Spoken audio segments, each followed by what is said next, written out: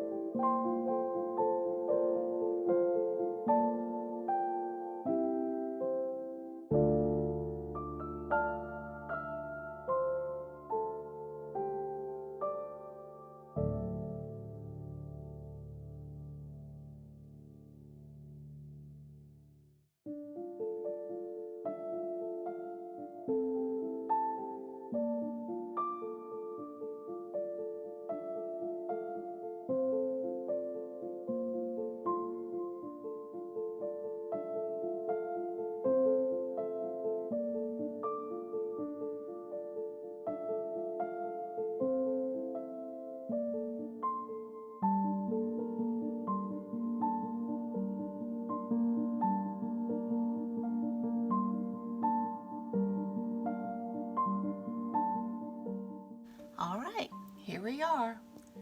Day 9, foliage. And I added in grow through what you go through, because that's what we should do. And I just used a lot of my washi stickers. I really like how this turned out. And I had the one little piece that I had left, been laying on my desk forever from a previous project, so I got to use that.